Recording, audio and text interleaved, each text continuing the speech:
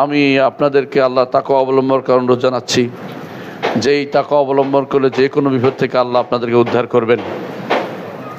আল্লাহ তাআলা ওয়াদা করেছেন, ওমান ইয়াত্তাকিল্লাহ ইয়াজআল লাহু মাখরাজা ওয়া ইয়ারযুকহু মিন হাইসু লা ইয়াহতাসিব। যে কেউ আল্লাহর তাকওয়া অবলম্বন করবে, আল্লাহ তাকে যে কোনো বিপদ থেকে বের হওয়ার পথ দেখিয়ে দিবেন এবং তার জন্য সীমা গণনাতীত হারে তার জন্য রিজিকের ব্যবস্থা তিনি করবেন। চিন্তার বাইরে তার রিজিকের ব্যবস্থা তিনি করবেন।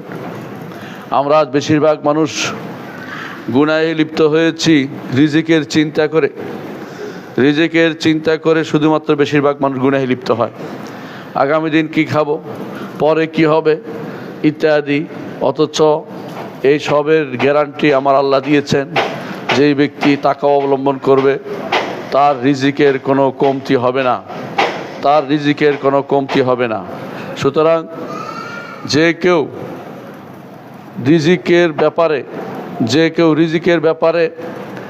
রিজিকের ব্যাপারে বেশি চিন্তান্বিত থাকবে, তাকে শয়তান আরও বেশি ধোঁকা নিপতিত করবে। রিজিকের ব্যাপারে চিন্তান্বিত না হয়ে রাজ্জাকের কাছে ধরা দেন। আপনি আব্দুর রাজ্জাক, আপনি নিজেকে রাজ্জাক মনে করে বসেন না। আপনি রিজিক দাতা নন, রিজিক দাতার দাস হওয়ার চেষ্টা করুন। জগতের বেশিরভাগ মানুষ যখন এই জাতীয় আল্লাহ তাআলাকে ভুলে নিজেকে সর্বা মনে করে, তখন আল্লাহর পক্ষ থেকে আযাব ও গজব নাজিল হতে থাকে। আযাব ও গজবের মধ্যে একটি হচ্ছে ভূমিকম্প। এই ভূমিকম্প আপনি মনে করেন না যে আসছে, শেষ হয়ে গেছে, অথবা খুব দ্রুত ভুলে যাবেন যে এই মাত্রার একটা ভূমিকম্প আসলো, এটা কি খুব সাধারণ জিনিস মনে করে এড়িয়ে যাবেন না। সাধারণ জিনিস মনে করে এড়িয়ে গেলে এইটা আমার আপনার জন্য বড় ধরনের বিপর্যয়ের সম্মুখীন হতে হবে। এটার কারণে আমি কোনোদিনই শিক্ষা গ্রহণ করতে পারবো না। কোরআনে কারীমে যেভাবে যে আযাব আসতে পারে তোমাদের উপর থেকে আসতে পারে চিৎকার, নিচ থেকে আসতে পারে ভূমিকম্প, আল্লাহ তাআলা কোরআনে কারীম তা উল্লেখ করেছেন। মুহাম্মদুর রাসূলুল্লাহ সাল্লাল্লাহু আলাইহি ওয়াসাল্লাম তা উল্লেখ করেছেন। আমি 10টির মতো আলোচনা করব, 10টি হাদিসের মতো। ইবনে ওমর রাদিয়াল্লাহু আনহু থেকে বর্ণিত, তিনি বলেন, রাসূলুল্লাহ সাল্লাল্লাহু আলাইহি ওয়াসাল্লাম বলেছেন, এই দিক থেকে শয়তানের শিং আসবে, অর্থাৎ পূর্ব দিক থেকে, এবং ওখান থেকে যত ফিতনা এবং ভূমিকম্পর আবির্ভাব হবে। পূর্ব দিক বলতে বুঝিয়েছেন রাসূলুল্লাহ সাল্লাল্লাহু আলাইহি ওয়াসাল্লাম মদিনা ছিলেন, মদিনা থেকে পূর্ব দিক, আমাদের এই দেশ সহ যতদূর যায় পূর্ব দিক, এদিক থেকে যত ফিতনা বের হয়েছে, আগেও বের হয়েছে, যত রকমের মতবাদ বের হয়েছে এই দিক থেকে বের হয়েছে, যত রকমের ভূমিধসের বড় বড় কাহিনী এই দিকে হয়েছে। এই জন্য এটা রাসূলুল্লাহ সাল্লাল্লাহু আলাইহি ওয়াসাল্লাম ভবিষ্যৎবাণীর প্রতিফলন। আরেক হাদিসে রাসূলুল্লাহ সাল্লাল্লাহু আলাইহি ওয়াসাল্লাম বলেছেন, নাজদ অর্থাৎ ইরাক ও তৎসংলগ্ন পূর্ব দিকে রয়েছে ভূমিকম্প ও ফিতনা। সহিহ বুখারীতে 2টি হাদিস এসেছে, অর্থাৎ এই দিক থেকে ভূমিকম্পর উৎপত্তি হবে, পূর্ব দিকে বেশি বেশি ভূমিকম্প হবে। আরেক বর্ণনায় এসেছে ইরাকে রয়েছে ভূমিকম্প ফিতনা এবং সেদিক থেকে বের হবে শয়তানের শিং। সরাসরি নসরান ইরাকের দিক থেকে ইঙ্গিত করা হয়েছে। এ হচ্ছে তৃতীয় হাদিস। চতুর্থ হাদিসে আছে রাসূলুল্লাহ সাল্লাল্লাহু আলাইহি ওয়াসাল্লাম বলেছেন, উম্মতে মুহাম্মদের উপরে দুনিয়ার আযাব হিসাবে ভূমিকম্প এসে যাবে। আবু মুসা আশআরী রাদিয়াল্লাহু আনহু থেকে বর্ণিত, তিনি বলেন, রাসূলুল্লাহ সাল্লাল্লাহু আলাইহি ওয়াসাল্লাম বলেছেন, আমার উম্মত রহমতপ্রাপ্ত উম্মত, তাদের আখিরাতের শাস্তি নাই, অর্থাৎ তারা আখিরাতে অনেক কারণে মুক্তি পেয়ে যাবে, তবে দুনিয়াতে তাদের শাস্তি ফিতনা, ভূমিকম্প এবং হত্যা তাদের এই শাস্তি হিসেবে বিবেচিত হবে। দুনিয়াতে আল্লাহ তাআলা পুরো মুসলিম জাতিকে ধ্বংস না করে দিলেও রাসূলুল্লাহ সাল্লাল্লাহু আলাইহি ওয়াসাল্লাম যেন পুরো মুসলিম জাতি ধ্বংস না হয়ে যায়, আল্লাহর কাছে তিনি দোয়া করেছেন, আল্লাহ কবুল করেছেন। কিন্তু কোনো অঞ্চল ভিত্তিক সেই শাস্তি আসবে, যার কারণে মুসলিমরা ধ্বংসপ্রাপ্ত হবে, মুসলিমদের একটা বিরাট অংশ ধ্বংসপ্রাপ্ত হবে, ঈমানদার কাফের সবাই ডুবে যাবে। এই ভূমিকম্পের মাধ্যমে অনেকেই মারা পড়বে। পঞ্চম এক হাদিসে এসেছে যে ভূমিকম্প হচ্ছে কিয়ামতের আলামত। আবু হুরায়রা রাদিয়াল্লাহু আনহু বর্ণিত, তিনি বলেন, রাসূলুল্লাহ সাল্লাল্লাহু আলাইহি ওয়াসাল্লাম বলেছেন, কিয়ামত ততক্ষণ পর্যন্ত প্রতিষ্ঠিত হবে না যতক্ষণ না ভূমিকম্প বৃদ্ধি পায়। ইমাম বুখারী হাদিসটি বর্ণনা করেছেন। ইবনে হাজার রহমতুল্লাহ আলাইহি বলেন, ভূমিকম্প তো বহু স্থানে হচ্ছে, কিন্তু হাদিসের অর্থ হচ্ছে ব্যাপকতা ও ধারাবাহিকভাবে বৃদ্ধি পাওয়া, একের পর ভূমিকম্প হতেই থাকা, মানুষের জীবন দুর্বিষহ হয়ে ওঠা, মানুষ চিন্তান্বিত থাকা, মানুষের খাবার দাবার বন্ধ হয়ে যাওয়া, এরকম অবস্থা তৈরি হয়ে যাবে যখন কিয়ামতের আগে এই ভূমিকম্পগুলি হবে। রাসূলুল্লাহ সাল্লাল্লাহু আলাইহি ওয়াসাল্লাম আরেকটি হাদিস, ষষ্ঠ আরেকটি হাদিসে এসেছে ভূমিকম্প, বিপর্যয় এবং বড় বড় ঘটনাগুলো কিয়ামতের আগে সংঘটিত হবে।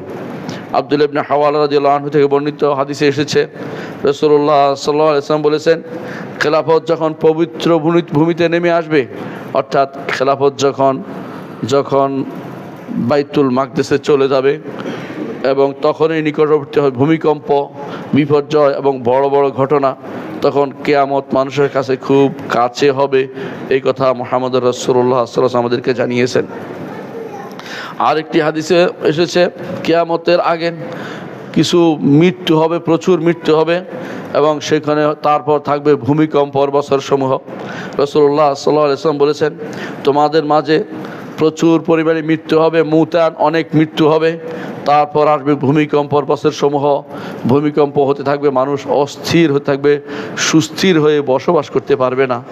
ভূমিকম্প এমন এক জিনিস, আপনি ভালো করে জানেন, কোনো ঘরে সে নিরাপদ না, কোথাও নিরাপদ না। ভূমিকম্প যেখানে থাকুক সে অনিরাপদ, রাস্তায় গেলেও নিরাপদ না, কারণ কোনো কিছু উড়ে এসে তার গায়ে পড়তে পারে বাঁকা হয়ে। ঘরে থাকলেও নিরাপদ না, কোথায় যাবে, পানিতে গেলেও নিরাপদ না, একজন মানুষ কোথাও নিরাপদ নাই। ভূমিকম্প এটা কিয়ামতের আগে বারবার হতে থাকবে বলে রাসূলুল্লাহ সাল্লাল্লাহু আলাইহি ওয়াসাল্লাম জানিয়েছেন। অষ্টম, রাসূলুল্লাহ সাল্লাল্লাহু আলাইহি ওয়াসাল্লাম বলেছেন, মাহাদির আবির্ভাবের সময় বা তার পূর্বে তখন প্রচুর পরিমাণে ভূমিকম্প হতে থাকবে। আবু সাঈদ খুদরী রাদিয়াল্লাহু আনহু থেকে বর্ণিত, রাসূলুল্লাহ সাল্লাল্লাহু আলাইহি ওয়াসাল্লাম বলেছেন, আমি তোমাদেরকে মাহাদির সুসংবাদ দিচ্ছি, যাকে মানুষের মতবিরোধের সময় আসবে তিনি, এবং যখন ভূমিকম্প প্রচুর পরিমাণে হবে তখন তার আগমন ঘটবে। তাই বলে মাহাদি এসেছে এমন দাবি করবেন না, কিন্তু ভূমিকম্প এসে যাচ্ছে এটা বাস্তব কথা। এরপরে কখন আসে আমরা জানি না, এই ধারাবাহিক ভূমিকম্প হয়তো চলতেই থাকবে, অনেক বছর পর্যন্ত মাঝে মধ্যেই আসবে, এই জন্য এ ব্যাপারে সচেতন হওয়া জরুরি। নবম আরেকটি হাদিসে এসেছে, ইমাম তিরমিজি বর্ণনা করেন ইমরান বিন হুসাইন রাদিয়াল্লাহু আনহু থেকে, তিনি বলেন, রাসূলুল্লাহ সাল্লাল্লাহু আলাইহি ওয়াসাল্লাম বলেছেন, এ উম্মতের মধ্যে ভূমিধস হবে, এ উম্মতের মধ্যে মানুষের চেহারা আকৃতি পরিবর্তন হবে, এ উম্মতের মধ্যে কিছু মানুষের মধ্যে চরিত্রগত পরিবর্তন আসবে, এবং তাদের উপর পাথর নিক্ষেপ হবে। রাসূলুল্লাহ সাল্লাল্লাহু আলাইহি ওয়াসাল্লাম এই কথা বলার পরে একজন সাহাবী বললেন, ইয়া রাসূলুল্লাহ, কখন সেটা হবে? রাসূলুল্লাহ সাল্লাল্লাহু আলাইহি ওয়াসাল্লাম বললেন, যখন প্রচুর পরিমাণে গান বাদ্যের প্রসার ঘটবে, এবং যখন মদ পান করা হবে। আর গান বাদ্যের প্রসার এখন কেমন হয়েছে, এইটার নাম হচ্ছে শিল্প, নাম দেওয়া হচ্ছে, এটাকে বলা হচ্ছে শিল্প কলা। এবং এর পক্ষে যারা আছে, জায়গায় জায়গায় গান গেয়ে বেড়াচ্ছে এবং মিথ্যা কথা বলে বেড়াচ্ছে, এদেরকে প্যাট্রোনাইজ করা হচ্ছে, এদের জন্য বিভিন্ন রকমের বিল্ডিং তৈরি করে দেওয়া হচ্ছে, এদের জন্য রাষ্ট্রীয়ভাবে বরাদ্দ দেওয়া হচ্ছে। এর চেয়ে দুর্ভাগ্যজনক কাজ আর কি হতে পারে, যার কারণে আযাব ও গজব আল্লাহর পক্ষ থেকে আসবে। অন্য এক হাদিসে ইবনে মাজাহ রাহমাতুল্লাহ আলাইহি বর্ণনা করে আবু মালিক আশআরী রাদিয়াল্লাহু আনহু থেকে, তিনি বলেন, রাসূলুল্লাহ সাল্লাল্লাহু আলাইহি ওয়াসাল্লাম বলেছেন, আমার উম্মতের মধ্যে কিছু লোক মদ পান করবে, মদকে ভিন্ন নাম দিবে, তারা এমনকি তাদের মাথার উপরে গান বাদ্য বাজানো হবে, আল্লাহ তাআলা তাদেরকে জমিনের বুকে ধসিয়ে দিবেন, এবং তাদের মধ্যে কাউকে বানর এবং শূকরে পরিণত করে দিবেন। তাদের অন্তরও পরিবর্তন হতে পারে বানর শূকরের মতো, অথবা তাদের চেহারাও পরিবর্তন হতে পারে। দুটাই হওয়া সম্ভব বলে আমরা মনে করি। এই দুটি হাদিস হাসান লিগাইরিহি, অর্থাৎ হাসান হিসেবে গ্রহণ করা যায়, যদিও কোনো ইমাম এগুলিকে এই দুটাকে দুর্বল বলেছেন। তবে এর অর্থ হচ্ছে এই গুণাগুলি কিন্তু ব্যাপক আকারে ছড়িয়ে পড়ছে, এর মাধ্যমে আমরা আল্লাহর গজব ও আযাবকে যেন আমরা টেনে আনতেছি। আল্লাহর কাছে আশ্রয় প্রার্থনা ছাড়া উপায় নেই। 10 নম্বর আরেকটি হাদিস এসে, খুব লম্বা হাদিস, আমরা সে হাদিসটি উল্লেখ করছি, যা ইমাম তিরমিজি বর্ণনা করেছেন, তবে তার সনদটি দুর্বল, আগে বলে রাখছি। হাদিসটি হচ্ছে, হাদিসটি হচ্ছে আবু হুরায়রা রাদিয়াল্লাহু আনহু বর্ণিত। তিনি বলেন, রাসূলুল্লাহ সাল্লাল্লাহু আলাইহি ওয়াসাল্লাম বলেছেন, ইজাত তুখিযাল ফাইউদু আলান, যখন রাষ্ট্রীয় সম্পদকে ব্যক্তিগত সম্পদ মনে করা হবে, ওয়াল আমানাতু মাগনামান, মানুষের আমানতকে গনিমতের মাল মনে করা হবে, অর্থাৎ পাইছি কেউ আমানত রাখলে সেটাকে মেরে দেওয়ার চিন্তা করা হবে, এবং জাকাতকে মাগরামান, জাকাতকে জরিমানা মনে করা হবে, এবং দ্বীনকে আল্লাহ ছাড়া অন্য কোনো উদ্দেশ্যে দ্বীন শিক্ষা হবে, অর্থাৎ ধর্ম বিবেচিত শিক্ষা হবে, আল্লাহ ছাড়া অন্য কারণে মানুষ দ্বীন তারা শিক্ষা গ্রহণ করবে। এবং যখন মানুষ তার স্ত্রীর আনুগত্য করবে, মায়ের অবাধ্য হবে, বন্ধুকে কাছে ডাকবে, বাবাকে দূরে সরিয়ে দিবে, এবং মসজিদগুলোতে চিৎকার চেঁচামেচি হবে, অর্থাৎ রাজনৈতিক কর্মকাণ্ড, ক্ষমতা দখলের কর্মকাণ্ড মসজিদে শুরু হয়ে যাবে।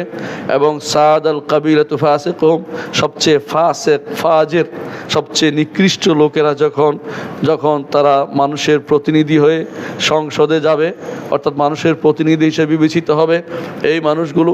এবং রাসূল বলেছেন, যখন মানুষের মধ্যে জারিমুল কওমে আরদালুহুম, নেতা হবে সবচেয়ে নিকৃষ্ট ব্যক্তি যখন নেতা হবে, এবং মানুষের কাইনাত অর্থাৎ